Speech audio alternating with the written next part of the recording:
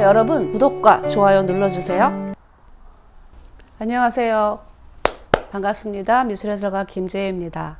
이중섭, 박수근, 김한기에 대해서 이야기 나눴고 오늘은 익회대에 대해서 이야기 나눠보도록 하겠습니다. 이 앞에 세 분 이중섭, 김한기, 박수근의 이름들은 많이들 아셨을 텐데요. 익회대 이름은 별로 들어보지 못하셨을 것 같아요. 익회대는 사실 저도 미술을 공부를 했는데도 이름을 들을 수 없는 사람이었습니다. 왜냐하면 이분이 1988년도에 월북작가 해금됐을 때부터 비로소 우리가 이름을 부를 수 있게 되었기 때문이죠. 지난 시간에 말씀드렸던 박태원 같은 경우에도 북한에 갔기 때문에 박동그라미 원 이렇게 썼었거든요. 그러니까 교과서에 등장하지 못하는 사람들, 그런 사람들이 월북 작가들이었는데요. 서울 올림픽을 기점으로 해서 월북 작가들이 해금이 됩니다. 그러면서 이름을 비로소 이 동그라미 대가 아니라 익회대라는 이름으로 불리울 수 있게 되었고요. 익회대 작가가 전면적으로 미술계에 알리게 된 것은 1991년에 월북작가 익회대전이 열리면서 사람들한테 알려지기 시작했고요. 익회대 작가의 그림을 본 미술계 인사들은 정말 깜짝 놀랄 정도의 그림들이 전시된 것을 보고 굉장히 많이 기사화 됐었어요. 원래 우리나라는 리얼리즘 그림이 없고 거의 우리가 인식하기에 예술가들은 현실과 분리된 사람들, 현실과는 관계없는 사람들이라는 인식이 좀 있기가 쉬운데요. 왜냐하면 우리 초등학교, 중학교, 고등학교 때는 거의 미술을 안 배웠죠. 우리 초등학교, 중학교 때는 거의 미술을 삶과 관계 있는 것처럼 가르치지 않았기 때문이라고 생각합니다. 근데 사실은 미술이 삶과 정말 관계가 많이 있더라고요. 근데 익회대의 미술을 보면 미술이 삶과 관계가 있구나라는 것을 더 느끼실 수가 있겠다는 생각이 들어요.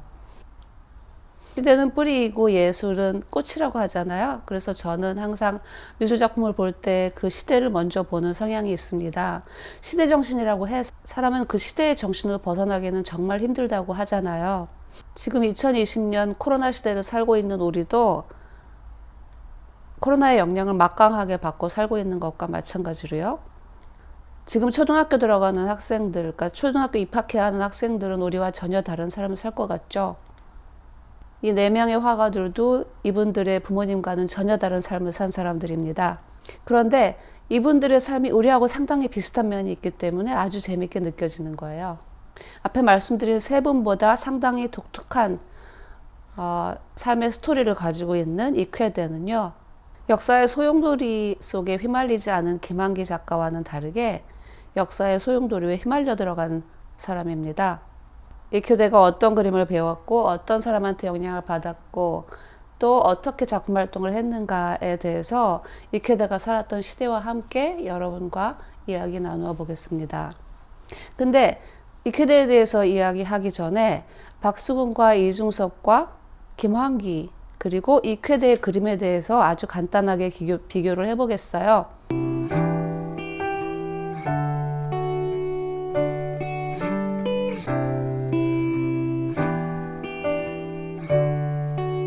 지난 시간에도 박수근, 이중섭 그리고 김한기의 그림의 차이에 대해서 꽃을 가지고 이야기했잖아요. 오늘은 그 꽃들에다가 익회대의 꽃을 더해서 여러분께 이야기할게요. 이중섭의 꽃 자주 보죠. 이중섭의 꽃 호박꽃은 어때요? 이제 여러분도 이야기하실 수 있겠죠. 뭔가 역동적으로 움직이고 있는 호박꽃을 그린 것 같다라는 느낌이 들죠. 호박 넝쿨이 바쁘게 움직이고 있는 듯한 기운생동의 느낌도 들고요. 그런가 하면 박수근의 꽃은 벽에 새겨진 꽃 같다 이렇게 말씀드렸잖아요. 김한기의 꽃은 또 뭔가 마음을 울리는 정서적으로 달을 먹으면 꽃이라고나 할까요? 그런 느낌을 받았죠. 그런 의미에서 서정적인 울림이 있죠. 반면에 익회대의 꽃은 어떤가요? 뭔가 르네상스 시대의 보티첼리의 그림에서 본 꽃 같은 느낌이 들지 않나요?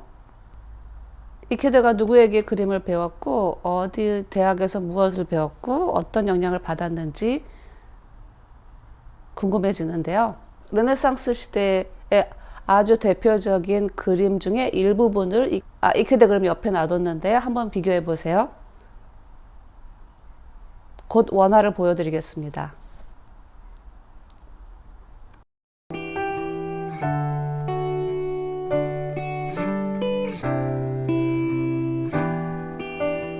이 네 분들의 꽃 그림은 어쩜 이렇게 다른지 모르겠어요. 개성이 다르기 때문이겠죠? 같은 시대를 살아도.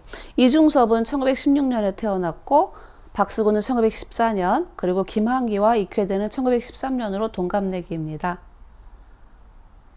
이 중에서 모두를 알고 있는 사람은 이중섭밖에 없어요. 물론 이름만 알고 있는 사람은 있을 수 있겠지만 이중섭은 박수근하고도 친하고 김한기하고도 친하고 이쾌대하고도 친했습니다. 이쾌대는 휘문고등학교에서부터 미술을 배웠는데요. 이쾌대는 굉장히 쾌활한 성격을 가지고 있어가지고 휘문고등학교에서도 활동을 체조 선수를 할 정도로 체조를 잘했고 야구 선수를 할 정도로 야구를 잘했으며 조선미술 전람회 상을 탈 정도로 그림도 잘 그리고 공부도 그래도 꽤 한 그러한 이쾌대는 1932년도에 17살이겠죠? 16살 아니면 그때 조선미술 전람회에 출품을 해서 입선을 합니다. 박수근 1932년도에 입선했죠. 봄이 오다로 같은 해에 입선했더라고요. 그러니까 박수근의 그림과 이쾌대의 그림이 나란히 공진회에 전시되었겠죠. 어쩌면 박수근은 집이 멀어가지고 자기가 전시된 거를 못 봤을 수도 있지만 이쾌대는 경복궁에 있는데 집이 있었거든요. 집이 어디 있었냐면 예전에 한국일보사 자리에 있었어요. 그리고 휘문고등학교는 지금의 현대빌딩 자리에 있으니까요. 아마 이쾌대는 직접 가서 자기 작품을 보았을 겁니다. 그리고 학교에서도 그렇게 어린 나이에 조선미술 전람회에 입선하는 것은 학교에서도 굉장히 축하할 일이어서 축하를 아주 많이 받았다고 하는데요. 조선미술 전람회는 조선총독부에서 주관하는 미술대회죠. 1922년부터 시작을 했고요. 그리고 해방 전까지 계속 진행된 우리나라, 그러니까 식민지에서 가장 큰 미술대회였습니다.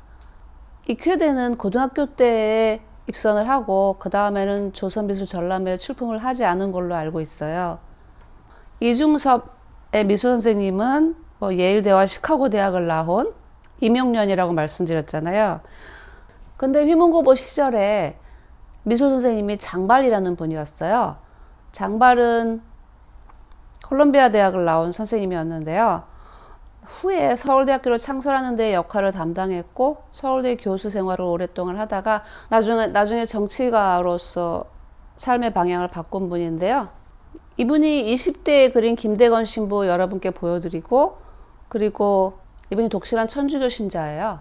장발에게 어떤 그림을 배웠다라고 기술한 것은 제가 보지를 못했어요. 하지만 여러분께서 제가 장발의 그림과 이쾌대가 조선미술 전람회에서 입선한 그림을 보여드리면 어떤 풍의 그림을 배웠구나 라는 것을 아실 수도 있을 것 같습니다.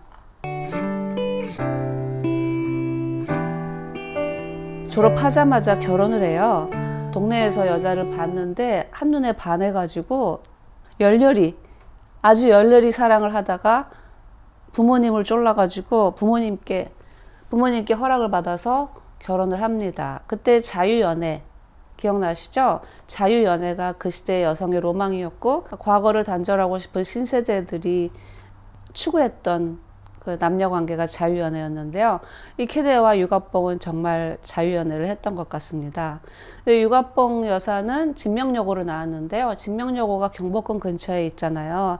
그래서 저는 한국일보사와 그 다음에 지금의 현대빌딩 그리고 경복궁 쪽에 가면 유갑봉과 그 다음에 이쾌대의 풋풋한 삶이 떠오릅니다. 그래서 이쾌대와 유갑봉에 관련된 생각을 할 때는 손예진하고 조승우가 나오는 클래식 영화의 인물을 상상하면서 떠올리곤 하는데요. 그렇게 되는 이유 중에 하나는 이쾌대가 연애 편지를 아주 열렬히 썼는데 그것들이 다 남아있기 때문인 것 같습니다. 이쾌대는 결혼을 해서 1930년도에 일본으로 건너가요. 둘이 같이 유학을 가는데 보통 유학을 가면 어렵게 생계를 유지하면서 공부를 하는 경우가 꽤 있었는데 이쾌대 같은 경우에는 상당히 풍족했습니다. 부모님이 삼만석 집안의 부자였거든요. 그래서 자기의 집에서 어떤 이쾌대와 육아뽕은 진취적인 성향의 제국미술학교에 입학을 합니다. 전지현이 주연했던 암살이 1933년도 배경이라고 했으니까요. 그때 백화점도 나오곤 하던데 이쾌대와 육아뽕도 그런 백화점을 가봤겠죠. 암울했던 식민지 시기였지만 젊고 꿈 많았던 행복했던 시절이었던 걸로 보입니다. 이쾌대는 이 제국미술학교에서 본격적으로 서구미술을 배우는데요. 특히 이쾌대는 인물에 관심이 많았어요. 그래서 해부학 공부를 열심히 했고 대생을 집중적으로 공부해요. 인물의 표정이나 움직임, 분위기로 인물의 내면을 표현할 뿐만 아니라 그 인물이 처해 있는 상황까지 드러내는 인물화를 그려내죠. 인물화는 이쾌대의 평생의 화두가 됩니다. 이쾌대는 서양의 회부학뿐만 아니라 신고전주의, 낭반주의, 일본화, 그리스 로마, 르네상스 시대의 자료들을 스크랩을 많이 합니다. 성격도 좋아서 제국미술학교에 가서도 동경에 거주하는 유학생들의 모임, 배구회 같은 것들을 결성하는 데 주도적인 역할을 합니다. 그래서 학교에 들어가서 1, 2년 말씀드린 것처럼 대생이나 해부학, 여러 미술사 등을 공부했는데요. 1935년에는 하라파회를 조직을 합니다. 하라파는 일본말인데요. 넓은 공터 이런 뜻이라고 하네요. 그리고 졸업하던 해에는 이과전에 출품을 해서 입선을 해서 그때부터 본격적으로 미술계에서 활동을 하기 시작합니다. 이쾌대는 물론 야수파 표현주의의 공부도 하지만 아마도 고전주의 미술에 더 매력을 느꼈던 것 같아요. 이쾌대는 1913년 경상북도 칠곡에서 삼만석 집안의 아들로 태어났어요. 대대로 벼슬을 한 집안이었고요. 기독교를 일찍 받아들인 집이었습니다. 그래서 집에 교회도 있고 테니스 코트도 있고 학교도 있을 정도로 컸다고 하네요. 대구에 가서 보통학교를 다닌 다음에 서울에 와서 휘문고등학교에 들어가는데요. 대구에 있는 보통학교에서 수성 보통학교를 다니는데 그때 이인성 대단했다는 화가 아주 큰 상을 많이 받았다는 천재 화가 그분 이인성과 초등학교를 같이 다녔어요. 김환기가 신안 앞바다 안좌도에서 경성으로 올라와서 중동학교에 와서 공부를 한 것처럼 이쾌대도 대구에서 서울로 올라와서 휘문고등학교에 다닙니다. 휘문고등학교에 휘문고보라고 하죠. 이제 휘문고등학교가 제가 입에 붙어서 그런데 그래서 고등학교 다니던 시절에 조선미술전람회에서 입선을 할 정도고 야구부는 학교에서 야구 선수로 활동을 한 그러한 단계고 문예부에서도 굉장히 주가 돼서 활동을 했고 체주도 선수가 될 정도로 활동을 한 고등학교 졸업하기 직전에는 같은 동네에 사는 유가뽕이라는 여학생과 사랑에 빠져서 정말 열렬한 연애 편지를 쓰면서 사랑을 하다가 부모님의 허락을 얻어서 결혼을 합니다. 그 여인은 경복궁 옆에 있는 진명여고를 다녔어요. 그러니까 진명여고를 다닌 여학생과 휘문고등학교 다닌 남학생이 그 경복궁 담에서 데이트하는 장면을 상상해 보셔도 좋을 것 같고요. 그래서 이분들은 자유연애를 해서 부모님의 허락을 받아서 1933년도에 그러니까 휘문고보와 진명여고 사이에 유가뽕과 이쾌대 집이 있었던 거죠. 그래서 그 시대에 1932년, 31년경에 조선 박람회뿐만이 아니라 다양한 그 행사들이 많았는데 그런 것들을 이쾌대와 유가뽕도 다 지켜봤을 거라고 생각합니다. 화신백화점이나 미스코시 백화점 등에서 물건을 사지 않았을까요? 후에 남편이 월북을 하고 유가뽕 여사가 처음에 생활을 할 때 결혼할 때 예물로 받은 것들을 팔아서 살았다고 하는데요. 그런 예물들이 대단히 고가의 물건으로 보이더라고요. 1933년도는 영화 암살, 전지현이 주연이었던 영화 암살의 시대 배경이 되는 바로 그 해인데요. 그 암살도 고증을 거쳐서 만든 영화라고 하니까요. 젊은 이쾌대와 유가뽕 여사의 젊었을 때의 삶을 그 영화를 통해서 엿볼 수 있다는 생각이 듭니다. 제가 이건 하나의 일화인데요. 제가 2015년에 광복 70주년을 기념해가지고 거장 익회대 해방의 대서사라는 전시가 국립현대미술관 덕수공간에서 있었어요. 그때 저도 해설을 했었는데 제가 익회대에 너무 빠져가지고 아주 공부도 열심히 했고 거리를 걸어갈 때도 익회대에 대한 생각을 많이 했고 일제강점기의 역사에 관련된 것도 공부를 아주 재미있게 할 때였는데요. 어느 날 버스를 타고 가다 보는데 암살 광고가 나오는 거예요. 근데 그때 제가 아주 혼자서, 아까 뭐 혼자만이 재미있는 즐거움이 있잖아요. 근데 혼자서 아주 즐거웠던 게 뭐였냐면은 암살의 개봉날이 7월 22일이었는데 거장 익회대 해방의 대서사 국립현대미술관 덕수공간의 전시도 7월 22일 날 시작했습니다. 사실은 그거는 아무것도 아니라면 아무것도 아닐 수 있는데 그때는 뭔가 이건 운명의 장난인가 보다. 익회대 전시가 잘 되려나 보다. 이렇게 저 혼자 생각을 했던 기억이 납니다. 아마 익회대 전시 오픈 날짜와 암살 영화 오픈 날짜가 같은 걸 아는 사람도 어쩌면 저밖에 없을 수도 있죠. 그때 굉장히 재미있게 생각했던 건 익회대와 유갑봉이 일본으로 건너갔을 때도 1933년이었는데 그 암살에서 주인공들이 그 조선으로 다시 돌아올 때 일거사를 치르려고 조선으로 돌아올 때도 1933년도였어가지고 그때 영화를 보면서 유갑봉 여사와 익회대가 갔었을 호텔이라던가 커피숍 이런 데도 제가 혼자 머릿속으로 떠올리고 그랬던 기억이 있어요. 자신에 차서 세상을 바라보는 엄친아의 표정을 이 그림에서 찾아볼 수 있네요. 턱은 위로 삐딱하게 올리고 눈은 지그시 아래를 내다보는 어두운 배경 속에서 두꺼운 붓으로 잡아 그려낸 그의 그림 속의 얼굴은 그의 자신만만한 내면을 보여주고 있죠. 렘브란트의 초상화도 살짝 떠오르네요. 익회대는 서양의 해부학을 배웠고요. 신고전주의, 낭만주의, 사회주의, 리얼리즘, 야수파 표현주의 그림 등을 접했고 일본화 등 동서 고금의 자료들을 스크랩했습니다. 익회대가 스크랩한 자료도 다 남아있어서 거장 익회대 해방의 대서사 전시에서는 다 실제로 볼 수가 있었어요. 시절에 그린 걸로 보이는 나무들의 모습을 보여드리겠습니다. 나무입니다. 익회대의 누드화를 원화로 보면 뭔가 살의 느낌, 살의 감촉이 느껴집니다.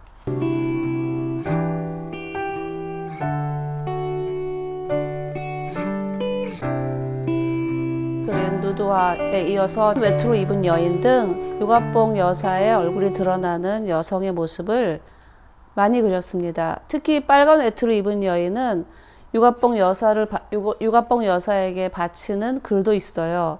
그림 왼쪽에 어떻게 써 있냐면 KPR이라고 쓰고 나의 할 일은 이것, 어떤 장애물이 와도 오직 극일 뿐이라고 쓰여 있습니다. 이것은 KPR을 뜻하지 않겠습니까? 갑봉류를 말하는 거죠. 그러니까 유갑봉의 이니셜로서 익회대의 확고한 사랑을 그림에 박아 놓았습니다. 미닫이 문이 열린 채로 어떤 여인이 벽에 기대고 거의 눕다시피 앉아있는 모습의 여인인데요. 그 여인 옆에는 백록의 조화라고 써 있습니다. 익회대의 운명에서 백색과 녹색의 조화가 상당히 아름다운데요. 그 색을 내기 위해서 익회대가 얼마나 많이 생각을 했는지 알아챌 수 있는 운명에 있는 여인들의 구도, 앉아있는 구도를 어떻게 맞출까 고민한 모습이 보이는데요. 번호까지 기록해 가면서 작업을 완성했습니다.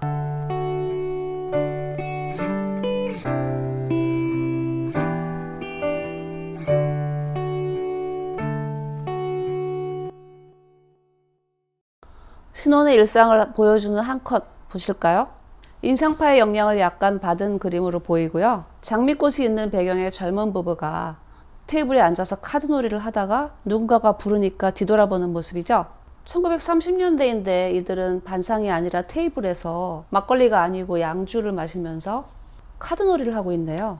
반쯤 비어있는 옆에 술병을 보면 알 수 있듯이 알코올을 마신 젊은 두 부부의 발그레한 얼굴이 아름다우면서도 단단한 느낌이 깃들여 있죠.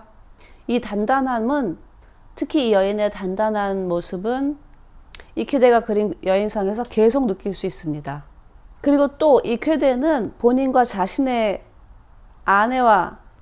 익회대는 자신과 아내를 함께 그린 그림에서는 본인을 그림자이거나 뒷모습으로 그렸어요. 아내의 얼굴이 전면적으로 드러나도록 그렸어요. 아내에 대한 사랑과 속 깊은 배려가 눈에 보이죠? 아내는 뭐 박수근도 그랬지만 아내는 이큐대에게 가장 친숙하고 가장 즐겨 그린 인물이에요. 그래서 이큐대가 그린 여인의 거의 모든 부분에서 아내의 얼굴을 찾아낼 수 있다고 하는데요. 아내의 얼굴도 함께 보여드릴게요.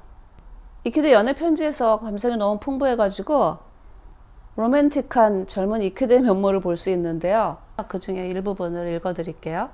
오, 나의 귀여운 천사여, 나는 지금 안타까움을 이기지 못하여서 오직 책상 앞에 우두커니 앉아서 무아무중에 있습니다. 사랑하는 나의 귀동녀여, 당신은 왜 그다지 나의 마음을 끕니까? 무어라고 형언할 수 없는 향기가 솟아나며 하늘나라 어린애들이 우리 두 사람 머리 위에 날면서 행복의 씨를 뿌려주는 것 같습니다. 오 갑봉씨, 나는 몸부림 날만큼 당신이 안타까워요. 영원토록 나의 품에 고요히 안고 지내고 싶어요. 당신의 그 따뜻한 몸에 나의 살이 닿을 때마다 이상하고 야릇한 정취가 무궁한 이 우주 사이에 오직 우리 둘만을 싸고 도는 것 같습니다. 네, 그 외에도 편지가 많은데 이 정도 읽어드리고요. 이쾌대가 유가뽕을 얼마나 사랑했는지 이 편지로만도 알 수 있겠습니다. 나중에 유가뽕은 이쾌대의 그림을 지킴으로써 이 편지에 화답을 하죠. 이케대가 자신의 아내와 함께 그린 그림이 있는데요. 보여드릴게요. 2인 초상이라고 1939년도에 그린 그림인데요. 고급스러운 감의 한복을 입은 여성이 우리를 쳐다보고 있는데요. 그 뒤에 있는 남성은 그림자로 그려져 있잖아요. 이 이쾌대 부인과 이쾌대로 보입니다. 정확하게 재현한 수준이죠. 하지만 자세나 표정에 의해서 인물이 가지고 있는 생각을 우리가 읽을 수 있을 텐데요. 이분이 첼로 연주자긴 하지만 뭔가 이 시대의 불만을 가진 어떤 인물이라는 것도 알 수 있는 그런 그림입니다. 이쾌대의 초반에 보여드린 자화상과 마찬가지로 렘브란트 초상화처럼 배경은 검정색으로 처리했죠. 이쾌대가 그린 여자의 모습은 어딘지 모르게 항상 유가뽕 여사의 모습이 드러나는데요. 저고리 입은 여인도 그렇죠. 그리고 빨간 외투를 입은 여인도 그렇습니다. 대상을 표현하는 기량을 아주 잘 터득한 걸로 보입니다. 1930년대의 그림인데 조선총독부가 주관하는 조선미술전람회에서는 볼 수 없는 그림들을 이쾌대는 그렸습니다. 대학 시절에. 제국미술학교 재학 시절에 미술 공부만 열심히 한 게 아니라 미술가로서 활동을 많이 했는데요. 그 고등학교 때 체조부, 문예부, 그리고 야구부 등 아주 다양한 활동을 한 것처럼 제국미술학교의 가수도 다양한 활동을 합니다. 그 중에 특히 동경에 있는 유학도들의 모임인 배구회를 만드는 데 이제 주동을 하고요. 그리고 한 2년 정도 후, 입학하고 2년 정도 후에 1935년경에는 그 제국미술학교 내에 있는 동아리를 만드는데 하라파라는 이름에 만듭니다. 뭐 잡초가 있는 공터라는 뜻이라고 하네요. 이제 거기에서 만들어서 작품도 출품하고 활동을 왕성하게 합니다. 그러다가 졸업하던 해에 이과전에 입선을 하는데요. 김환기도 종달새 노래할 때 이과전에 입선했잖아요. 김환기는 종달새 노래할 때로 1935년도에 이과전에 입선을 하고요. 이쾌대는 1938년도에 운명으로 입선을 합니다. 김환기하고 이쾌대하고 입학년도가 같네요. 이과전에 입선한 김환기의 종달새 노래할 때와 이쾌대의 운명을 보면 두 분의 삶이 얼마나 다를지 짐작이 가지 않습니까? 이쾌대는 정말 뭐든지 열정적으로 열심히 했던 것 같은데 특히 주변 사람들이 특히 사회에 관심이 많았고요. 자기가 속해 있는 사회가 잘 되기를 바라는 마음을 가진 그런 젊은이였던 것 같습니다. 그런 마음은 형에게 영향을 아주 많이 받았을 거라고 생각을 하는데요. 형의 이름은 이여성인데 이쾌대가 1913년생이고 이여성은 1901년생이거든요. 그러니까 맏형인데 마치 나침반과 같은 역할을 합니다. 결과적으로. 이 형은 대표적인 르네상스적 지식인이에요. 이 여성은 이제 독립운동가이자 사회운동가이자 화가입니다. 1936년도에 송기정 일장기 말소 사건하고 연관이 돼서 그때 여운형이 신문사 사장이었는데 이여성은 기자였죠. 근데 연루가 돼서 이제 퇴직을 당하고서도 가만히 있는 게 아니라 그림을 그려서 한국화를 계속 그려서 청전 이상범 아시죠? 미술에 관심이 있는 분들 청전 이상범이라는 분은 아실 가능성이 많은데요. 청전 이상범과 이인전도한 그러한 르네상스적인 지식인입니다. 그리고 이 형은 김원봉하고도 서로 아주 친했는데요. 김원봉의 호가 약산이잖아요. 이분의 호는 여성인데요. 그 다음에 약수라는 분이 또 있죠. 약산은 산과 같이라는 이름이고 산과 같은 김원봉이라는 이름이고요. 여성은 별과 같은 이라는 뜻입니다. 그리고 약수는 물과 같은 이 세 분이 아주 베스트 프렌드였는데 그때의 3.1운동이 일어난 직전인가야 만주로 가서 무장 독립운동을 하려고 만주로 같이 갑니다. 이제 그런 분인데 후에 해방이 된 다음에 이제 여운형의 노선을 상징하는 단체에서 여운형의 2인자가 됩니다. 그러니까 이 단체는 좌도 아니고 우도 아닌 중간을 지향하는 단체였어요. 협력하여 같이 나가자 하는 단체였는데 여운형은 이제 그때 저하고 구구한테 소외를 당하면서 1947년에 암살당해요. 그 후 얼마 지나지 않아 이 여성은 북쪽으로 갑니다.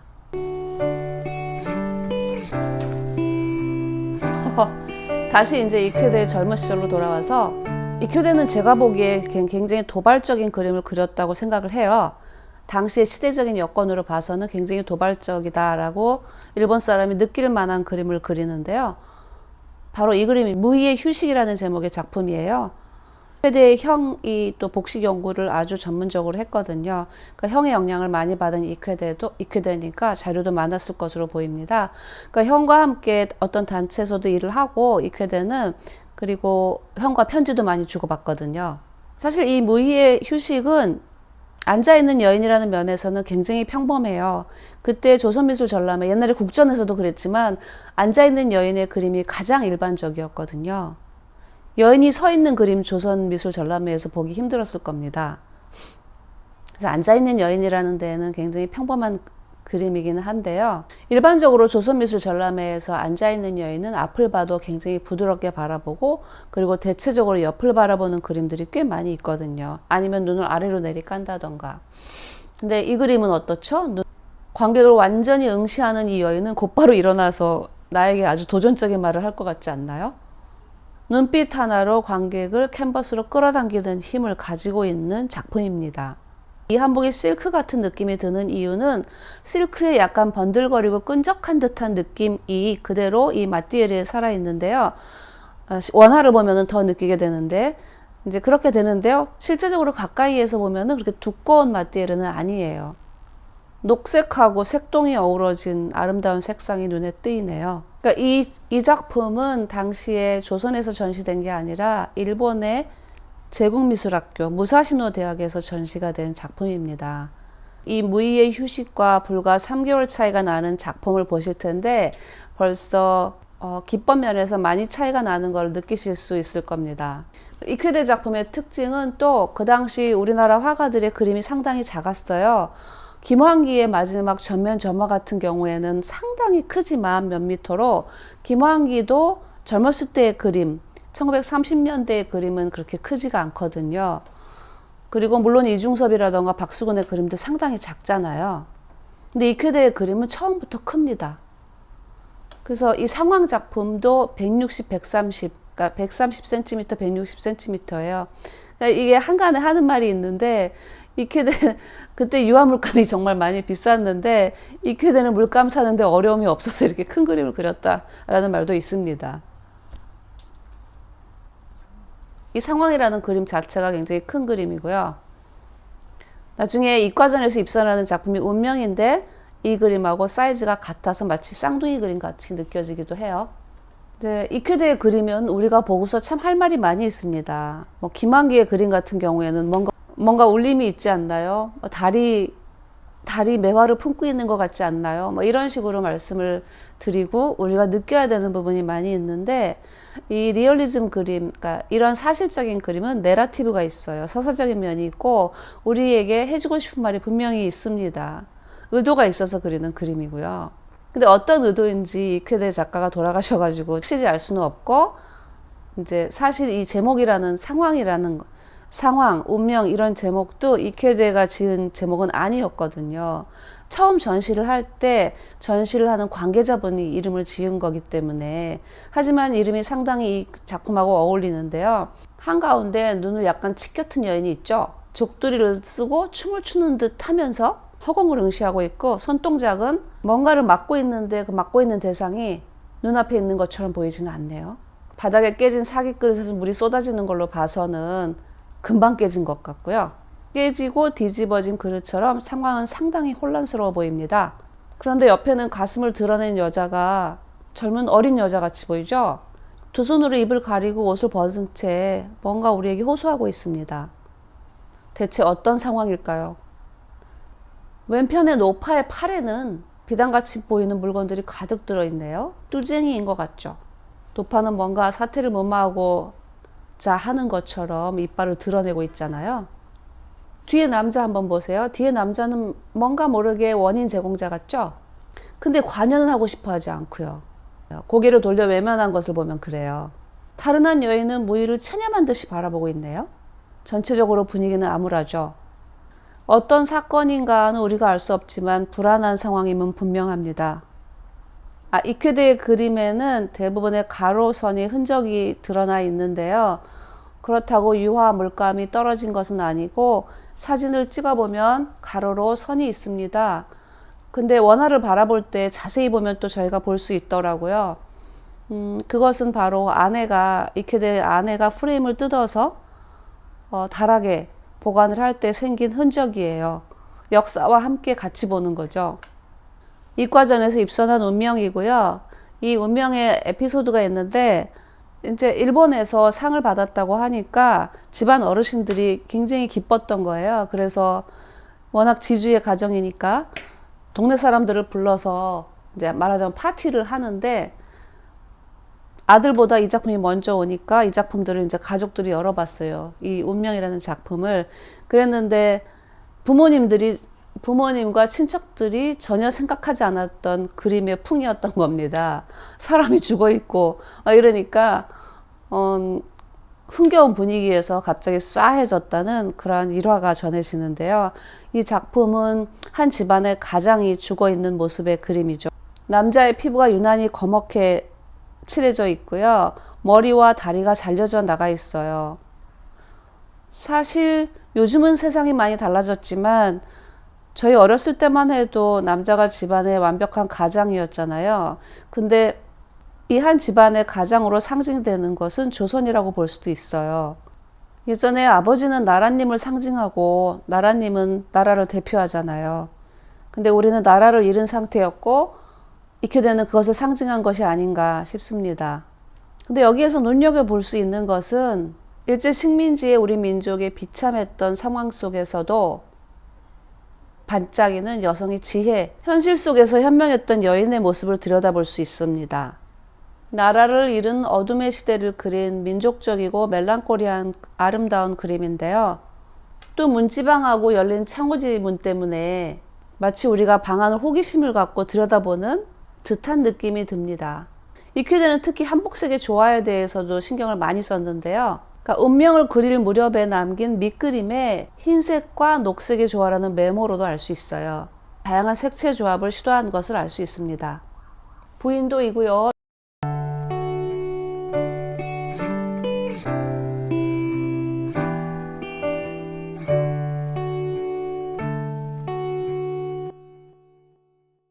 저는 이 봄처녀, 지금 보시는 그림은 봄처녀인데요. 운명을 그린 1938년과 신미술가협회 그림 그 사이에 그린 그림 같습니다. 그러니까 1940년에서 41년 초 사이에 그림 같아요. 근데 기록은 1940년대라고 나와 있습니다. 이 봄처녀를 한번 보시면 우리가 생각하는 뭐 신윤복 그림에서 나오는 여성 같은 한국적인 여성은 아니지만 굉장히 고혹적이면서도 뭔가 섹시한 분위기도 같이 연출이 되는 그러한 여자의 모습을 그렸는데요. 저는 이 봄처녀 그림을 보면 레오나르도 다빈치의 모나리자가 떠오릅니다. 뒤에 배경이 그렇거든요.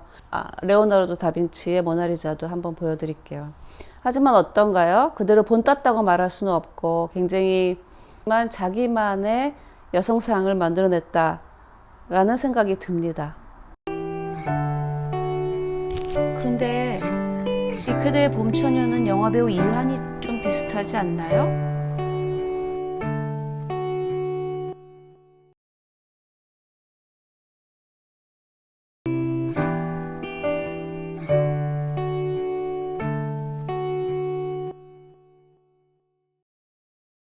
이쾌대는 이중섭과 다른 친구들과 함께 1941년에 신미술가협회를 결성하면서 새로운 화풍을 도입해서 시도합니다. 38년에 그린 상황이나 운명에서 볼 수 있는 고전적인 화풍에서 떠나가지고 색채는 좀 밝아지고요. 색면 처리를 과감하게 해서 아주 신선한 변화를 주는데요.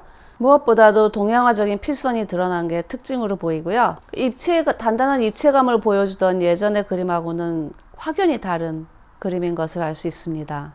그런데 이쾌대는 조선의 여인을 항상 그려오죠. 이쾌대는 이중섭과 마찬가지로 조선미술 전람회와는 완전히 거리를 두고 신미술가협회라던가 제동경미술가협회 등에서 활동을 많이 했습니다. 주도적으로. 이것들을 무대로 해서 자기만의 독자적인 서양화 양식을 공부하는데 희문고등학교 시절부터 거제도 수용소에서까지 이쾌대의 일관적인 어떤 모습이 있는데요. 그 모습은 항상 우리 민족의 미술계를 위해서 일을 한다라는 생각이었던 것으로 보입니다. 이쾌대가 이 전람회를 준비하면서 동료 화가들하고 주고받은 엽서들도 많이 남아 있는데요. 그 엽서들을 보면 이쾌대가 한국 화단의 기운을 살리기 위해서 얼마나 노력했는지 알 수 있습니다. 태평양 전쟁이 극단으로 가던 때에도 전혀 일본 제국주의를 위한 그림은 그리지 않았는데요. 반면 오히려 이중섭과 이쾌대 등은 순수 미술 쪽으로 갔습니다. 순수 미술이 그러니까 전쟁 상태인 경우에는 순수 미술을 그린다는 것이 굉장한 용기가 필요한 것인데요. 이쾌대가 얼마나 민족에 대한 의식이 뚜렷했는지를 알 수 있는 부분입니다. 일제강점기 신미술가협회의 많은 활동들은 활동하던 작가 이쾌대뿐만이 아니라 다른 작가도 북한으로 가면서 그 기록들이 거의 남아있지 않게 되는 것은 정말 아까운 현실입니다. 민족적 정서를 세련되게 표현했다는 데 굉장한 의의가 있다고 봅니다. 그러니까 이쾌대가 그린 여인을 보기 전까지는 일제강점기의 여자들에 대한 생각이 뚜렷이 떠오르지 않았었어요. 그러니까 일제강점기 신여성에 대한 생각이 뚜렷이 머릿속에 떠오르지 않았습니다. 나혜석 같은 경우에도 비판을 일삼는 글도 꽤 많았기 때문에 특히 일제강점기에 이쾌대가 그린 여성상은 독립적이고 단단하면서 자기만의 생각이 있는 모습으로 그려졌기 때문에 제가 여자의 입장에서 봤을 때 참 이쾌대가 여성을 생각하는 그 관점이 굉장히 양성평등적이었다라는 것이 느껴져서 더 훈훈합니다. 근데 운명을 제작한 다음에 한 3년이 지나면 이쾌대가 자기만의 독자적인 스타일을 만들어냈다라고 느낄 수 있는 그림이 있는데요. 부인도입니다. 동양화적으로 얇은 색면 처리를 했고요. 그리고 라인 드로잉을 중심으로 한 그림입니다.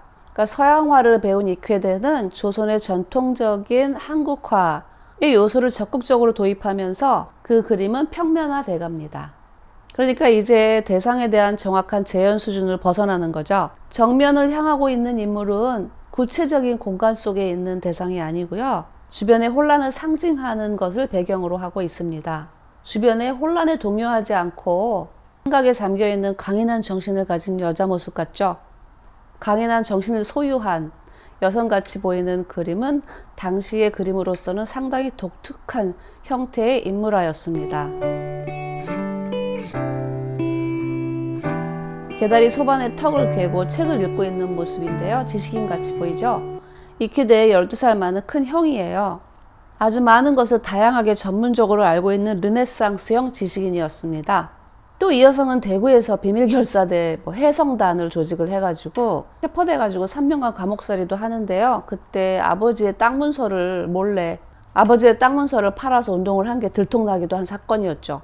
47년도에 영은영이 암살을 당하고 48년도 경이면 이 여성은 북쪽으로 갑니다. 그래서 북한에서 평양대학교 미술대학 교수도 하고요. 대표적인 미술가로서 활동을 활발히 하는데 58년도 경이 되면 김일성 중심의 북한 공산주의에 반대를 하면서 숙청이 돼요. 그때 약산기본봉도 숙청이 되죠. 이런 이 여성의 삶은 결과적으로 보면 익회대의 삶의 나침판 역할을 했다고 보입니다. 희미한 배경에 갑자기 얼굴이나 목이 두드러지게 나타나 보이는 초상화인데요. 화면 중심의 얼굴 표정이 굉장히 뚜렷하게 그려져 가지고 강해 보이죠. 그리고 뭔가 이전에 그렸던 완벽한 인체 비례가 맞게 그렸던 옛날의 그림과는 사뭇 다르게 인체의 비례나 세부 처리가 어색해 보이기도 하고요. 근데 자세히 보면 오른쪽에는 말이 있고 왼쪽에는 새가 있어요. 굉장히 조그맣게 그려져 있는데 그것도 아주 희미하게 처리가 되어 있습니다. 그러니까 반쯤 가려지고 반쯤 드러나게 그렸어요. 그리고 마치 손은 밑그림처럼 그려져 있죠. 손의 형태는 나타나 있는데 이게 밑그림인지 손인지를 잘 일견 봐서는 알아챌 수 없게 그려 놓았고요. 목하고 어깨의 선도 배경의 색면 아래에서 희미한 윤곽만 보일 뿐이죠. 그러니까 여러 색면을 거칠게 화면에 바르고 다시 밑에 깔린 색면이 완전히 없어지지 않을 만큼 위에 덧바르며 작업했어요. 그래서 미완성처럼 보이는 것 같기도 한데요. 하단에 QOEDE라는 쾌대라는 사인이 있는 것으로 미뤄봐 이 쾌대가 의도적으로 미완성으로 보이게 했다는 것을 알 수 있습니다. 그러니까 이 쾌대의 괴성적인 면모가 드러나 보이는 작품이죠. 얼굴을 분명히 드러내고 그 외에 목이라던가 신체의 다른 부분은 배경과 서로 혼합돼서 앞에 그려지고 배경이 앞에 그려지고 뒤에 그려지는 형식으로 그린 것처럼 이 쾌대의 대표적인 두루마기 입은 자화상입니다. 이 그림은 아마 45년도와 47년 사이에 그려진 것으로 추정이 되고요. 이 쾌대가 다른 자화상은 배경을 안 그리고 얼굴만 그렸는데 이 그림은 배경을 그려서 세상 속에 서 있는 자기 자신을 그렸습니다. 일견 보아서는 당당하게 그림을 그리는 사람으로서 자신의 찬 표정으로 정면을 바라보고 있는데요. 필선이 시원하고 푸른색은 지적인 이미지가 연출되죠. 이목구비도 상당히 뚜렷하고 원래 이 쾌대 그분이 이목구비는 뚜렷하세요. 눈도 부릅뜬 것처럼 했고요. 입술도 상당히 두껍죠. 눈썹도 진하고요. 그런 것들은 이 쾌대의 세상을 향한 의지를 드러냅니다. 이 자화상은 자기를 그렸지만 자기만을 위한 그림은 아닌 것만 같은데요. 그 이유는 뒤에 펼쳐진 배경 때문이겠죠? 배경에는 단풍으로 물든 구불구불한 산뿐만이 아니라 들판이 보이고요. 얼망졸망한 초가지붕들도 보입니다. 그리고 여자들이 밝은 옷을 입고 머리에 무엇인가를 이고 가고 있고요. 근데 무엇인가 이고 가고 있는 여인들이 평화로워 보이는데요. 이 쾌대는 이런 배경을 통해서 자기와 세상의 관계를 맺는 방식을 말하고자 했어요. 뒤에 배경이 여러분들이 보시기에는 시골이라고 생각하실 수도 있겠는데요. 당시에 이 쾌대는 성북동에서 성북문화연구소라는 것을 하고 있었고 그렇기 때문에 이쪽이 아마 미아리 쪽이 아닌가 하는 사람도 있습니다. 1940년대에는 미아리도 이렇게 생겼겠죠. 그림 속에서 이 쾌대가 입고 있는 옷은 전통 복식인 두루마기이고요. 쓰고 있는 모자는 서양의 중절모입니다. 그리고 한 손에는 유화 팔레트를 들고 있고요. 한 손에는 동양화 붓을 들고 있는데 서양화가로 나왔지만 그가 지향하는 바는 우리나라의 향토적인 정서임을 나타내는데요. 그러니까 동양과 서양, 전통과 근대가 한 몸을 이루고 있는 모순의 상황이야말로 작가의 얼굴에 드리운 긴장감의 정체이자 이 쾌대가 생각하는 자신의 정체성이었을 거라고 봅니다.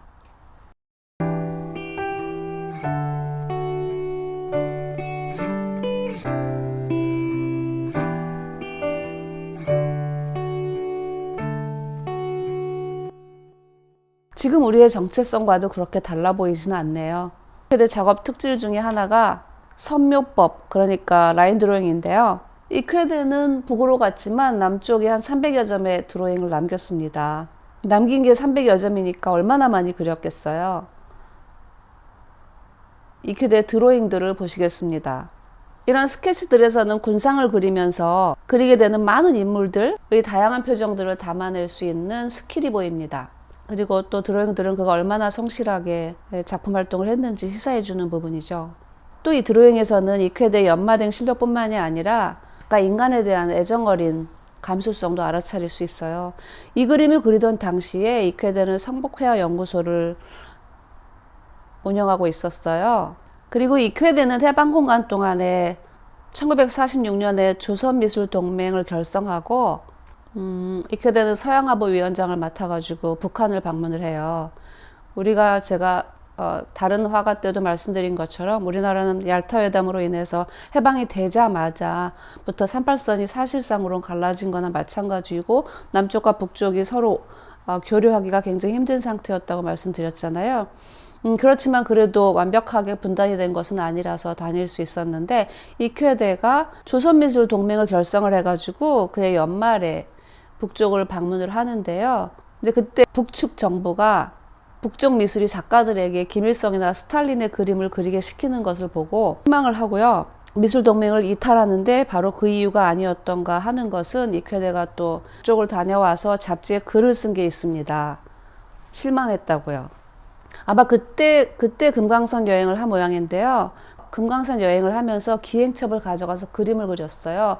바로 그것 중에 일부분입니다. 연필로 글씨를 썼기 때문에 뭐라고 읽을 수 없지만 제가 타이핑을 해서 여러분께 읽어드릴게요. 우리는 아득한 비로봉의 얼굴을 멀리 쳐다보며 최후의 결의를 하였다. 오른다. 마귀가 되어 나뭇잎을 먹을 망정. 남아의 기상은 오르고야 만다는 것이다. 비로가 높다 한들 하늘 아래 메이거늘 오르고 또 오르면 못 오를 리 또 있을까. 한 걸음 두 걸음 바위와 씨름하는 동안에 구름은 천지를 벌써 써버렸다.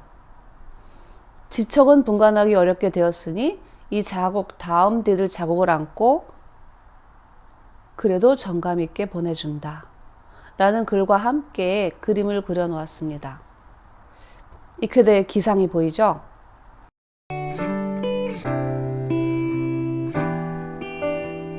두루마기를 입은 자화상과 함께 이쾌대의 대표적으로 뽑히는 군상인데요. 군상도 마찬가지로 해방 공간 동안에 그림을 그렸습니다.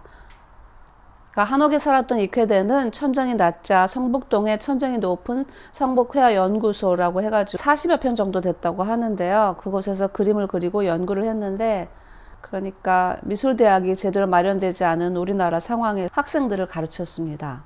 그곳에서 배운 학생들이 김창렬, 권진규 그리고 전래진 등의 작가들이 있는데요.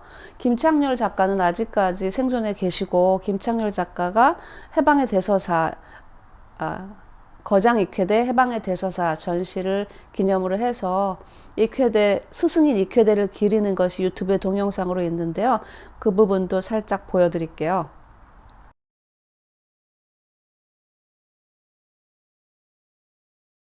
이쾌대 선생 성북회화 연구소라는 게 있다는 얘기를 누구한테서 들었어요.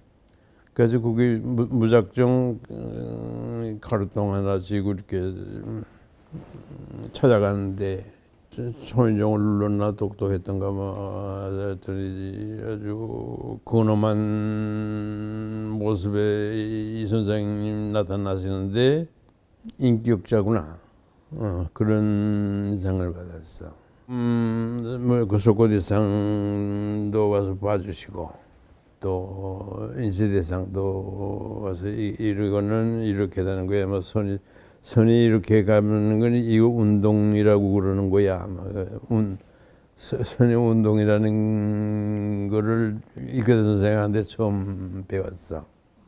성실성, 끈기. 우리 누가 움직이지 않고 하루 종일 그림 그리나 내게 해. 그러셨다고 선생님이. 아니 게 아니라 물방울 그리면서 이쾌대 선생님 영향을 내가 많이 받았구나 생각을 해. 정말 존경했거든. 지금 생각해도 상당히 감동적이야. 아주 좋은 선생님이었어.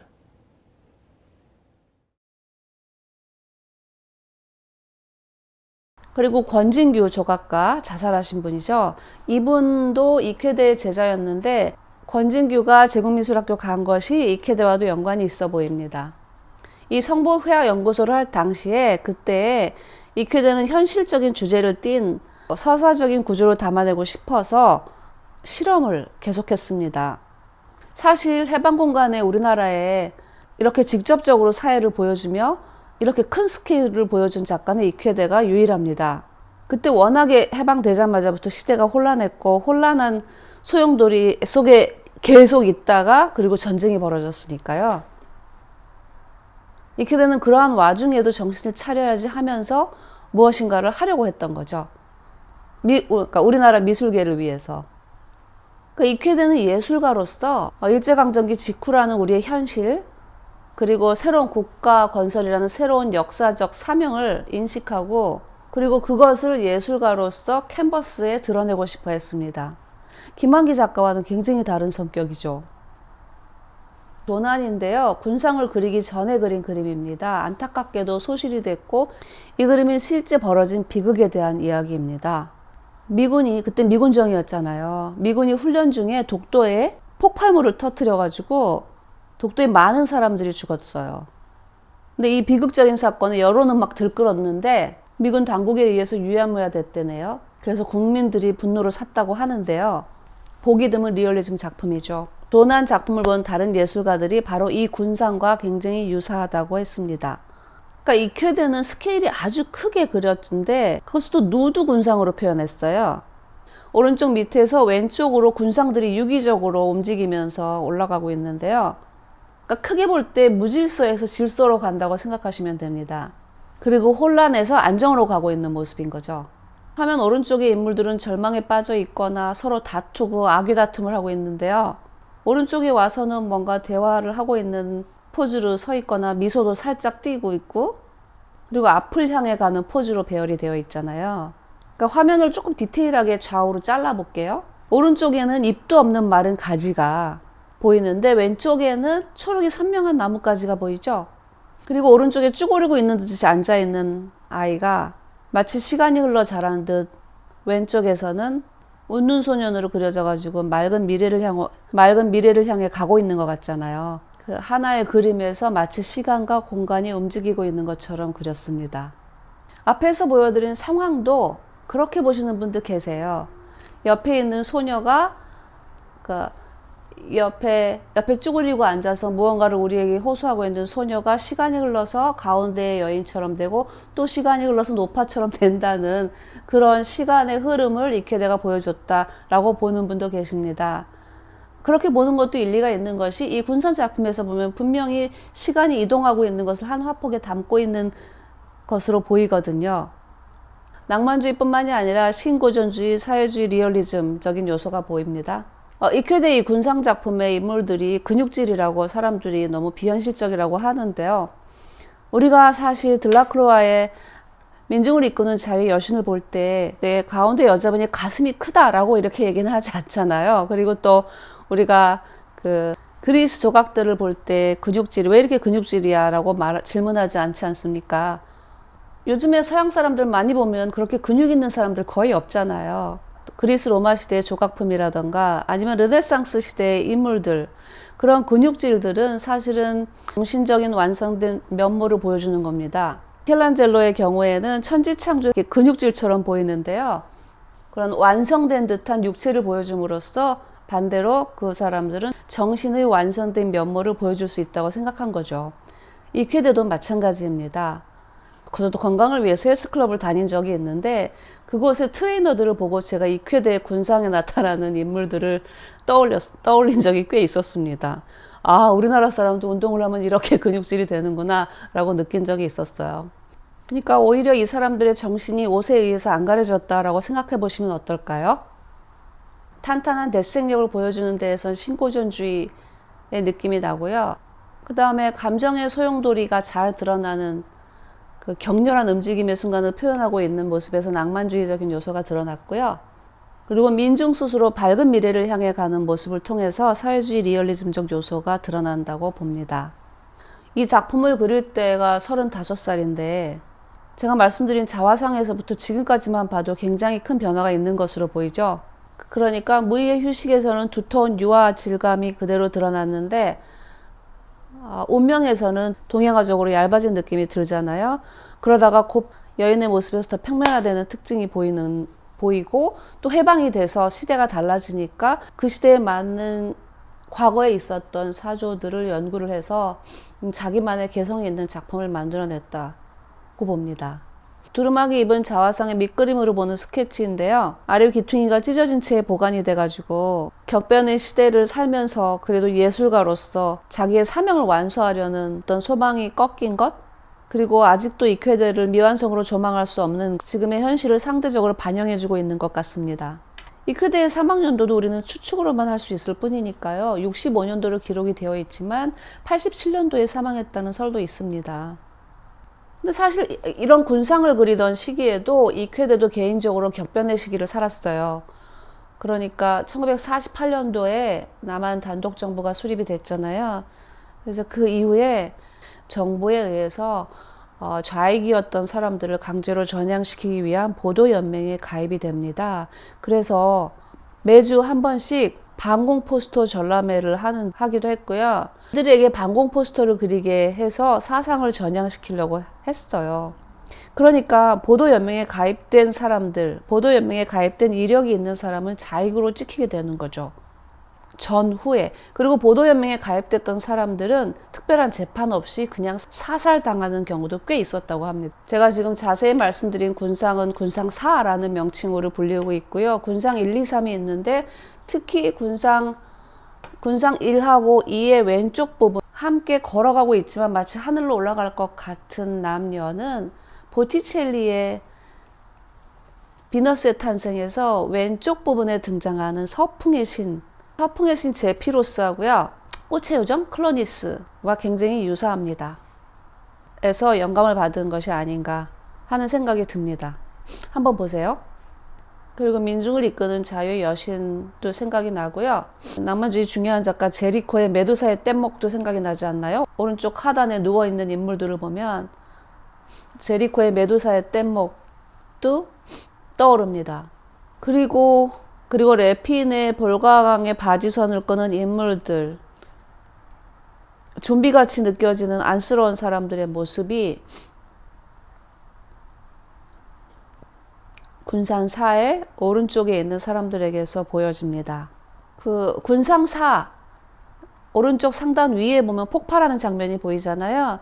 그게 바로 조난에서 제가 말씀드린 독도의 어떤 지역이 폭발하는 장면이 떠오르는 그 부분입니다.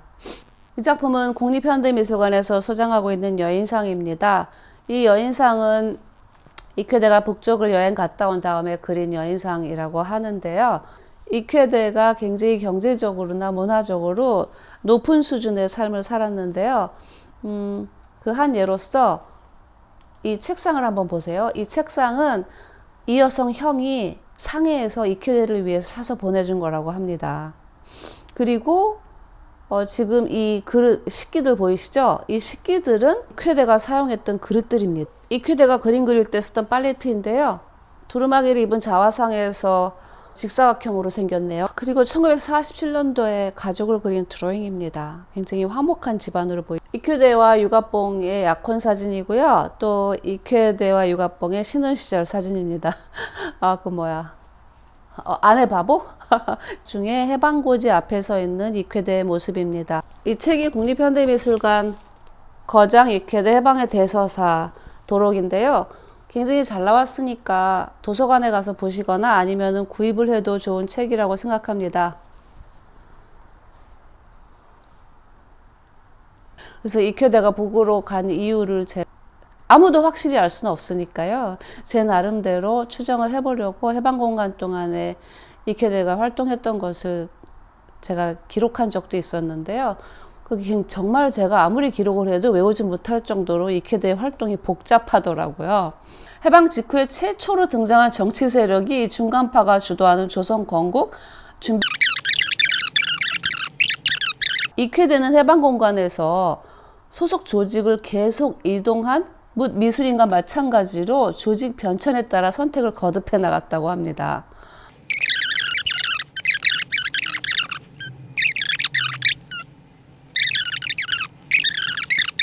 이 조직에 대해서 여러분, 저도 잘 모르고 여러분들도 다 아실 필요는 없지만, 이쾌대가 살았던 해방 공간이 이 미술계뿐만이 아니라 다른 계통도 다 마찬가지였겠죠. 얼마나 소용돌이처럼 휘몰아 쳤는지 알 수 있는 대목입니다. 1949년도에 이쾌대가 국전의 추천작가 자격으로 출품을 하는데, 그 작품이 이쾌대가 해방 공간 동안에 그렸던 그림과는 너무나 다릅니다. 그 작품의 제목은 추가인데요. 제가 지금 보여드리는 것은 얼마 전까지 이 작품이 바로 이쾌대가 국전에 출품한 작품이라고 알려진 그림인데요. 국제보도연맹에서 만드는 잡지인 국제보도라는 잡지에서 보면 지금까지 탁자 위의 정물이라고 알려진 바로 이 그림이 국전에 출품한 작품이라고 합니다. 추가는 괄호가 33cm이고요. 세로가 24cm의 아주 소품이에요. 그리고 탁자 위의 정물도 그리 크지 않은 가로 60cm, 세로 40cm입니다. 군상의 크기는 제가 설명을 길게 했던 군상 4를 예를 들면요. 크기가 가로 226이고요. 세로가 177입니다. 불과 몇 년 전까지만 해도 이렇게 커다란 작품을 했던 이쾌대가 국전의 추천작가로 이렇게 작은 출품할 수밖에 없었던 어떤 특별한 이유가 있었을 거라고 생각하는데요. 그리고 이쾌대는 민족미술을 수립하고 싶어 했었지 좌익이나 우익의 미술을 수립하고 싶어 했던 게 아니었습니다. 저는 국립현대미술관에서 해방의 대서사, 거장 이쾌대 해방의 대서사 전시를 설명할 때요. 이 작품이 군상 옆에, 가벽을 기준으로 해서 군상 옆에 있었거든요. 그래서 군상이 보이는 곳에 있었어요. 그래서 제가 해설을 할 때 군상사가 보이는 위치에 전시가 되어 있었어요. 그래서 군상사를 설명한 다음에 이 탁자 위의 정물, 국전 추천 작품을 설명하고 싶었는데 동선이 그렇게 여의치가 않아서 제가 할 수 없이 추가를 먼저 설명한 다음에 군상을 할 수밖에 없었어요. 근데 추가를 설명할 때 꼭 군상을 옆으로 돌려서 한번 봐주시라고 제가 권했습니다. 민족미술을 하겠다는 예술가로서 아주 어렸을 때부터 정체성을 확립하고 지속해왔던 사람이 급격하게 이렇게 그림이 변질됐다고 말할 수가 있죠. 변질된 것은 뭔가 대부의 대사가 떠올라요. 영화사적으로 가장 유명한 대사가 대부에 나온다죠. 그 대사가 거절할 수 없는 제안을 하는 거라고 했는데요. 뭔가 거절할 수 없는 제안을 들은 것이 아닌가 하는 생각을 할 수밖에 없는 상황이었던 것 같습니다. 우리나라가 1945년에 해방되면서 6.25 전쟁까지를 해방공간이라고 하잖아요. 해방공간 동안에는 특히 우리나라 예술가들이 작품활동을 별로 하지 않았습니다. 그런데 이 쾌대만은 물론 김환기도 신사실파를 만들곤 했는데요. 우리나라의 예술가들이 대부분 작품활동을 별로 많이 할 수 없는 상황이었는데요. 이쾌대는 그 어느 때보다 더 역동적인 해방의 대서사, 그러니까 예술가들이 대중을 이끌어 가야 한다는 이쾌대의 생각은 해방의 대서사를 통해서 우리가 알 수 있습니다. 미술이 시대를 직시하고 현실을 직시하면서 사회에 기여해야 한다는 철저한 인식이 이쾌대에게는 있었는데요. 거절할 수 없는 어떤 제안을 받아들인 후에는 이렇게 작은 작품밖에 할 수 없었지 않았나 하는 생각이 듭니다. 얼마 지나지 않아 6.25 전쟁이 터지고 그 6.25 전쟁이 터졌을 때는 아내가 임신 중이었고 어머니는 노모, 형도 이제 북쪽으로 갔으니까 이쾌대가 어머니를 모시고 있었는데 노모가 굉장히 편찮았기 때문에 피난을 가지 못했다고 합니다. 그래서 서울에 있을 수밖에 없는데 서울에 있는 여러분도 다 아시죠? 서울에 있는 사람들이 어떻게 살았는지. 서울에 있는 사람들은 사실 한강다리가 폭파돼가지고 이쾌대처럼 피난을 못 갈 사람도 있었지만 가고 싶은 사람도 가지 못하는 상황이었잖아요. 그랬는데 그 9.28 수복이 되기 전까지 그 짧은 몇 달 기간 동안에 북쪽에서 사람들이 내려와서 다시 스탈린이나 김일성의 초상화를 예술인들에게 그리게 했거든요. 이쾌대의 품성을 드러내주는 다른 사람의 글이 몇 군데에서 발견이 되었는데요. 그 백세 화가 김병기가 쓴 글에서도 봤고요. 박고석 화가가 신사실파, 이 김환기와 함께 했던 신사실파를 회고하는 글에서도 이쾌대의 이름을 봤는데, 이제 이쾌대가 피난을 못 가고 서울에 있었다고 했잖아요. 그때 이제 그림을 잘 그리는 사람이니까 사실 미술이 선전도구로 이용하기가 잘 좋잖아요. 그래서 이제 그림 그리는 이름을 알만한 화가들은 전부 명동에 있는 동맹으로 가서 김일성이나 스탈린 초상화들을 그렸는데, 이제 박고석 화가도 그때 어슬렁어슬렁 갔던 거예요. 본인이 이제 어슬렁어슬렁이라는 단어를 기록했습니다. 그래서 갔는데 그곳에 이제 그 좌익도 아니면서 좌익인 양 하는 이제 공산당들이 내려왔으니까요. 하는 사람들이 기세가 등등해가지고 박고석을 이렇게 꼬나보는 느낌을 느끼면서 이제 걸어가고 있었는데, 그러니까 굉장히 박고석 자체는 어색한 순간이었다는 거죠. 이쾌대가 박형도 그려야지 그러면서 어떤 화가가 그림 그리고 있는 장소에 데려갔는데, 그때 박고석이 그렇게 느꼈답니다. 이데올로기보다는 우정이 앞장서는 그런 이쾌대의 사람됨에 가슴이 따뜻해짐은 아니 느낄 수가 없었대요. 그래서 옆자리에 가지고 죄수처럼 이렇게 노력봉사하는 듯한 어색함을 풍기는 친구가 있어서 자세히 보니까 장욱진이 웃고 있었다고 합니다. 장욱진 화가가. 그래서 장욱진 화가는 김일성 얼굴은 손도 대지 못하고 넥타이를 그리는데 열중하고 있었다고 하네요. 그러니까 어쩔 수 없이 그림을 그리는 상황에서 모일 수밖에 없는 상황에서 이쾌대는 지금 보여드리는 사진은 동원된 화가들이 그린 김일성과 스탈린의 초상화를 포화해가는 영국군들입니다. 9월 28일에 이제 서울이 국군에 의해서 탈환이 되면서 이쾌대는 국군에게 체포되어 가지고 거제도 포로수용소로 가게 됩니다. 그러니까 6.25 때 만삭이었으니까 8월에 태어난 아들도 놔두고 포로수용소에 수감된 이쾌대는 집으로 돌아가기를 고대하면서 포로수용소 생활을 했는데, 수용소 안에서도 그림 실력을 인정받아가지고 미군들의 초상화를 그리는 일을 하면서 지냈다고 해요. 그리고 그곳에 이쾌대가 벽화도 그렸다고 하는데 벽화가 남아있다는 얘기는 들어보지 못했고요. 그때 포로수용소에서 만난 17살의 소년을 제자로 받아들여요. 근데 그곳에 연필과 공책 외에는 아무것도 없잖아요. 그래서 이쾌대가 제자를 위해서 해부도 책을 만듭니다. 바로 이것이 이쾌대가 만든 해부도 책이고요.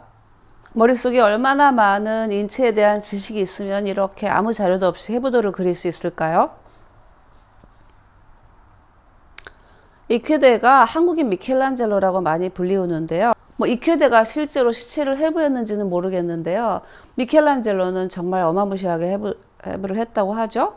미켈란젤로가 쓴 일기에 보면 그 시체를 해부할 때 냄새가 너무 집에 와서까지 나가지고 음식을 먹지 못했다고 하는 기록이 있어요. 그리고 그 성당에 이제 시체가 오면 미켈란젤로한테 말해주는 그러한 고마운 성당이 있었는데, 미켈란젤로에게는 고마운 성당이 있었는데, 그 산토 스피니토 바로 이곳인데요. 이곳에서 미켈란젤로가 성당에서 연락을 받으면 가서 시체를 해부했다고 하는데, 그때는 뭐 냉동실도 없고 냉장실도 없으니까 시체가 얼마나 빨리 변질이 됐겠어요. 미켈란젤로가 그린 그 인체 스케치고요. 인체 해부도를 완벽하게 외울 정도로 다 알고 있었다는 것이죠. 만약에 저 같으면 거제도 포로수용소에서 신세 한탄만 하고 있을 것 같은데요. 나는 이렇게 해방공간 동안에 열심히 나라를 위해서 일을 했는데 나를 잡아다가 이렇게 포로수용소에 가두다니, 이러면서 신세 한탄을 할 텐데, 이쾌대는 그렇게 하지 않고 제자를 키웠습니다. 우리가 어떻게 이렇게 해부도를 볼 수 있게 되었냐면요.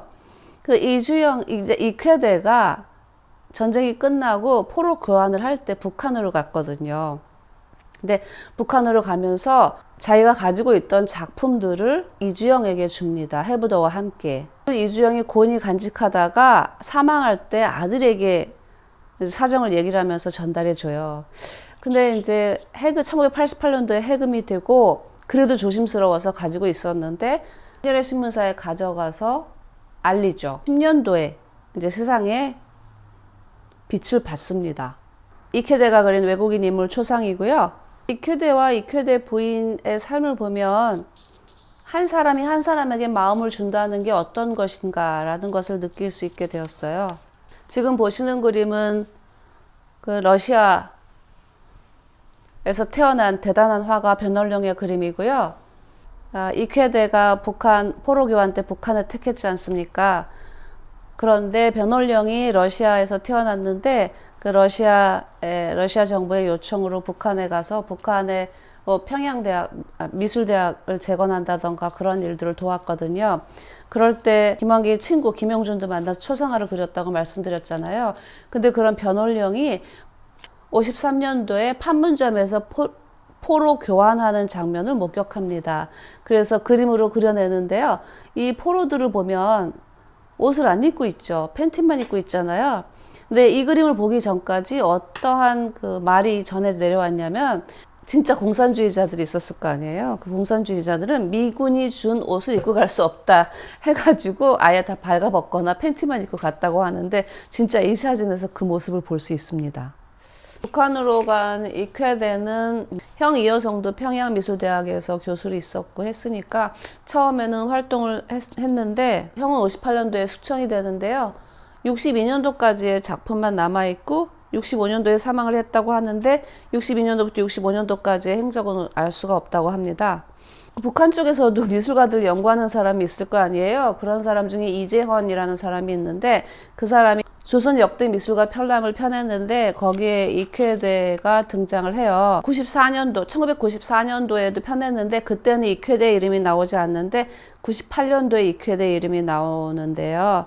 김정일이 이 책을 증보판 발행을 하라고 했는데 그러니까 김정일이 특히 이쾌대의 이름을 대면서 그런 미술가들은 놓치지 말고 소개하라고 했대요. 그래서 1998년 역대 미술가 편람에는 이쾌대의 이름이 등장합니다. 그러니까 사망하고 98년까지는 이쾌대도 북한 쪽에서 거의 없는 사람 취급을 당했던 거죠.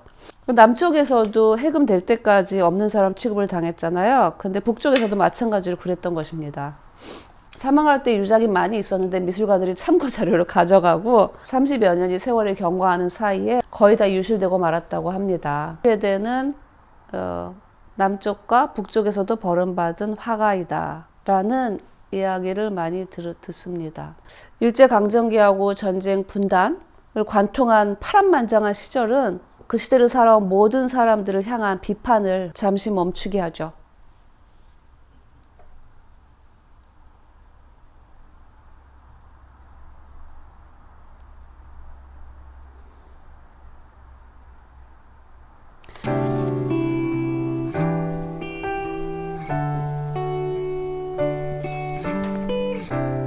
지금까지 일제강점기에 태어나서 해방공간 동안에 활발하게 활동을 해서 우리 민족 예술의 자존심을 세워준 이쾌대 작가에 대해서 이야기 나누어 보았습니다. 여러분 어떠셨나요? 저는 이쾌대의 얘기만 하다 보면 괜히 감정이 격해져가지고 더 자세히 설명하고 싶은 욕구가 생기는데요. 네. 이쾌대에 대해서 공부를 하다 보면 그런 마음들이 다들 생기는 것 같습니다. 저뿐만이 아니라 다른 도슨트들도 그렇게 이야기하더라고요.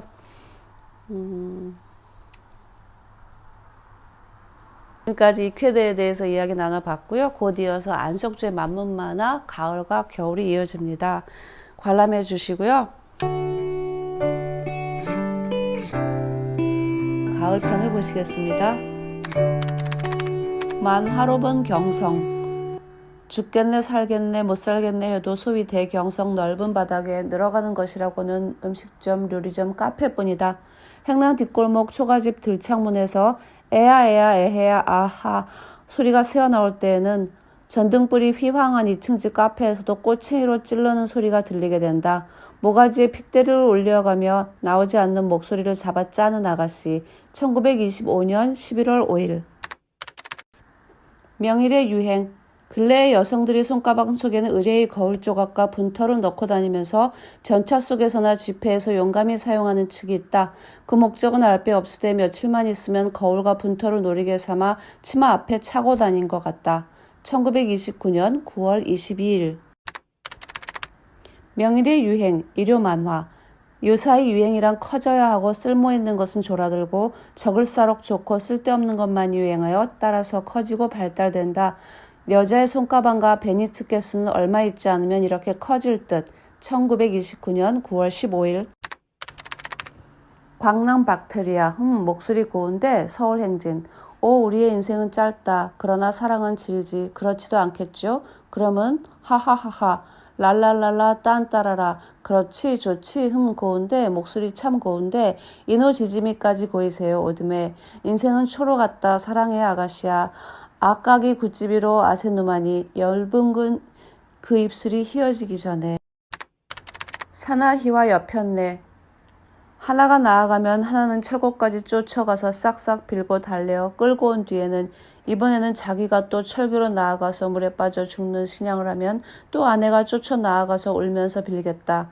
이렇게 잘하는 영국도 무대 위에서나 카메라 앞에서 하라면 조금도 흉내를 못 내는 조선 사람들. 1928년 9월 25일. 키스거래 출연. 일요 만화. 스틱거리와 간판 붙이고 해먹지는 않았지만 조선에서도 있었다고 볼 수 있고 마네킹걸은 협찬회의 소개로 구경도 하였지만 박람회에서 키스걸이 생길 줄은 뜻밖이다. 박람회 여관수 중에 1금 50전에 키스 팔다가 내어 쫓긴 여자가 있다. 1929년 9월 22일. 탕목조. 사나이와 여편네.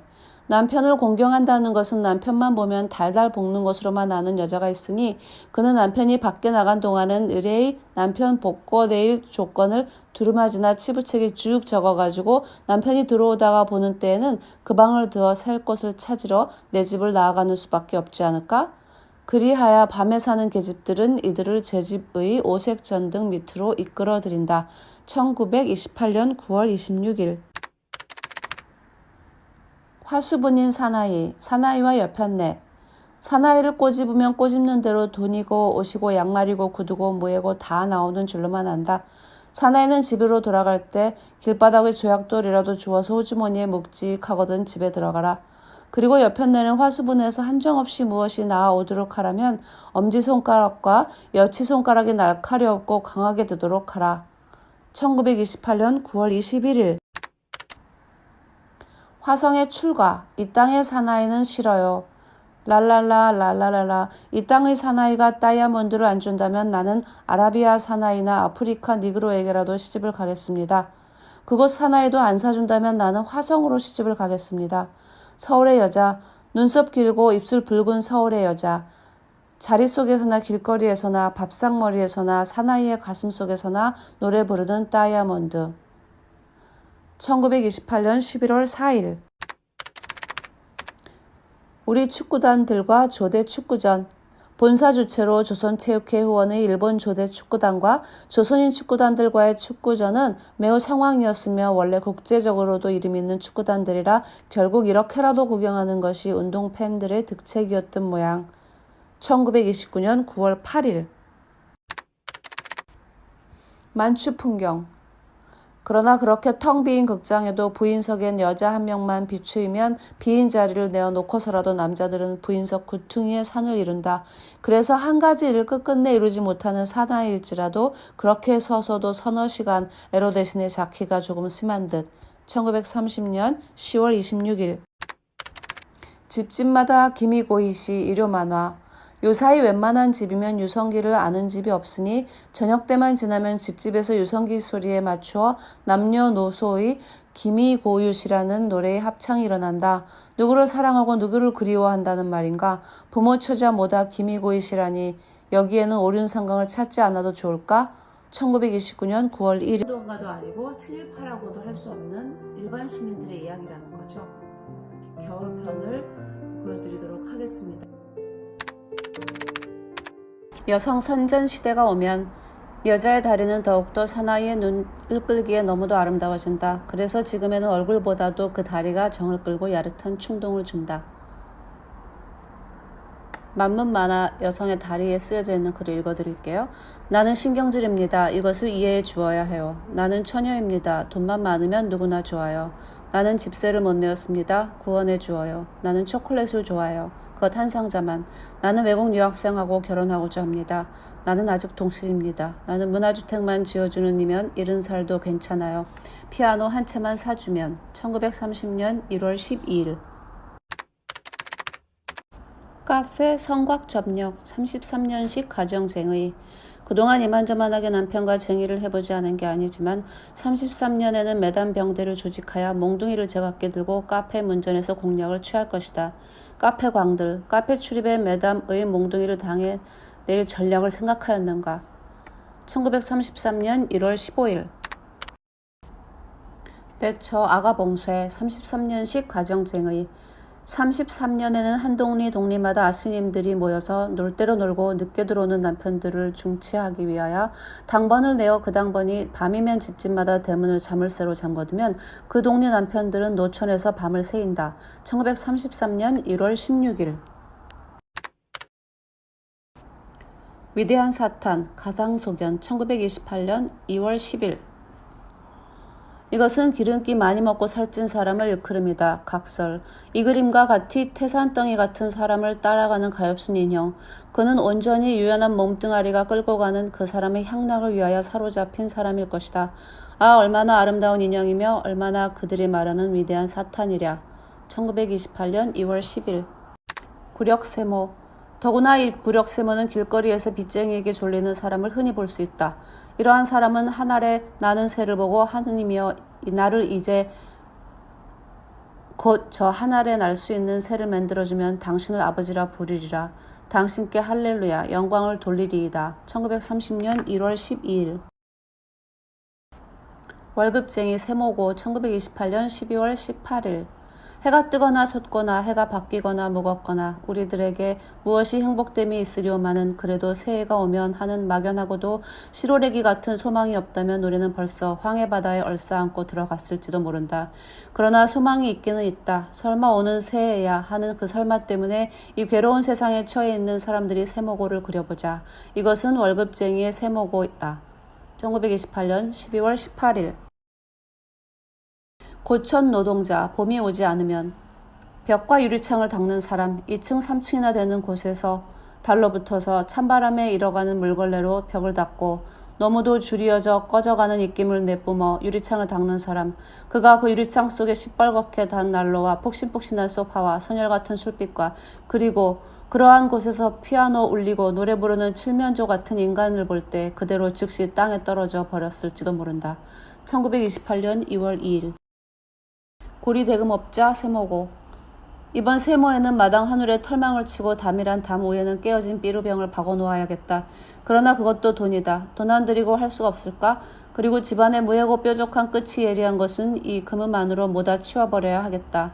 몸서리가 난다. 그러나 그것도 돈인데 어떻게 없애나. 옳지. 좋은 수가 있다. 좋은 수가 있다. 없애기를 아깝다. 쇠라면 모든 게 내 손 기름으로 길들인 것이 아니냐. 이러한 것이 고리대금업자의 세모고이다.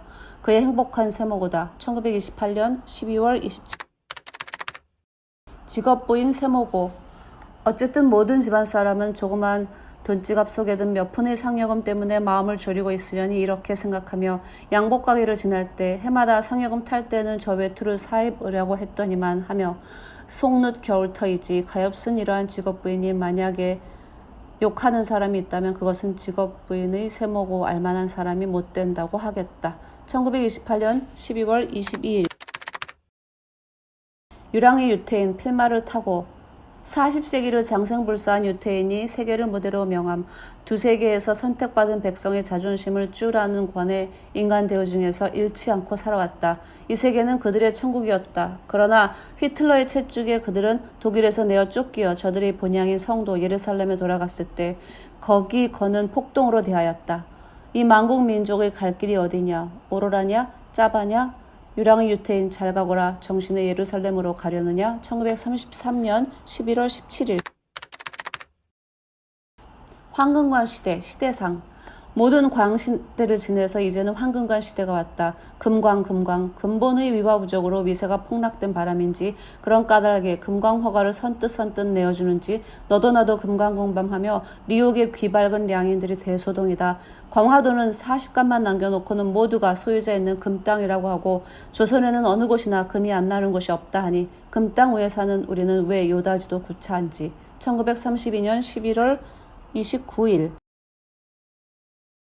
여성 선전 시대가 오면 조선 서울에 앉아서 동경행진곡을 부르고 유부녀로서 기미고이시를 부르고 다 쓰러져가는 초가집에서 몽파리를 부르는 것이 요사의 모던거리다. 이리하여 그네들이 둘만 모여도 밤중 삼경 오경에 세상이 떠나가도록 쇠뇌인 목청으로 그러한 잡소리를 높이 부른다. 1930년 1월 19일 근우의 식당 빠사 대회 소견. 빠사 대회의 근우의 식당 대번창. 이어 에프롱 입으신 게 그럴듯합니다. 그럴듯하다 뿐이겠습니까? 무엇을 잡수시렵니까? 레몬, 네 그뿐입니까요? 어디 맛 좀 보고 나서요. 네 오르신 말씀. 투루랄랄라 근우의 림시 식당. 림시 와이트리스인 미스 발끝으로 춤추며 주방으로 사라진다. 1928년 1월 18일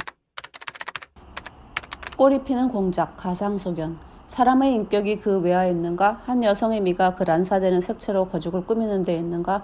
길로 지나가는 수레바퀴 울림에도 쓰러질 듯한다.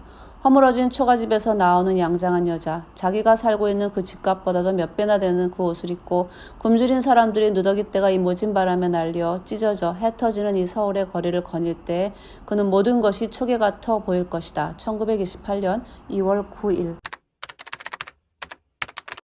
이꼴 저꼴 모던 걸은 거리의 저주의 관역인지 종로 바닥에 이리떼같이 몰려다니는 거지들은 모던 걸만 보면 호의를 하고 졸라댄다. 큰 길에서 창피를 당하니 땀을 흐르겠지만 정조를 팔어 치장을 한 그대나 거지 그대나 외양은 다르나 신세는 별로 다르지 않겠으니 이것이 너희들의 죄뿐만도 아니겠지. 1933년 2월 16일 여성 선전 시대가 오면 육체미를 발휘하자. 이것이 현대의 부르지즘이라면 만약 여성 프로파간다 시대가 오면 모던 건들이 옷이 몹시 간략해지겠다. 볼상에는 회계망측 하나 경제상 매우 이로울 것이니 실 한 꾸레미와 인조견 한 필이면 3대를 물릴 수도 있겠으므로 이것이 관리한 생활 방식의 하나. 1930년 1월 14일 털시대, 가두풍경, 겨울이 왔다. 도회인 여성이 털보가 되는 때다. 여호털, 개털, 쇠털, 털이면 좋다고 목에다 두르고 길로 나온다. 구랭이도 털이 있다면 구랭이 가죽도 목에 둘렀을까? 1931년 11월 24일 1931년이 오면 그야말로 여자들의 초점이다. 1931년에는 길로 다니는 모던 껄들이 장신구 일대 혁명이 일어날지니 그림을 보시는 바와 같이 의사의 무기를 달고 들고 다닐 것 같다. 요사의 모던 껄의 그 배우자는 의사라야 하되 약간의 음악 상식도 있어야 한다니 입에 맞은 떡이 그리 마으려고. 1930년 11월 18일 1931년이 오면 1931년에는 흔들기 좋아하는 남녀들은 집을 용수철 위에 짓고 용수철로 가구를 만들고서 찰스턴 바람에 흔들다가 시들 모양. 아들이 눈에는 굶주린 헐벗고 떠는 사람이 보일 때도 찰스톤을 추는 것만으로만 알겠로군. 1930년 11월 20일 만문만화 잘 보셨는지요? 이렇게 해서 여러분과 만났던 4번의 강의, 여러분들과 우리나라의 가장 대표적인 현대미술가 박수근, 이중석, 김한기, 이쾌대에 대해서 이야기 나누어서 너무 즐거웠고요.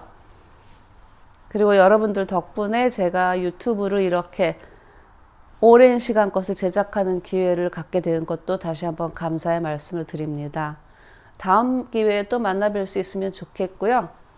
이것으로 마무리하겠습니다. 여러분, 그리고 구독과 좋아요 눌러주세요.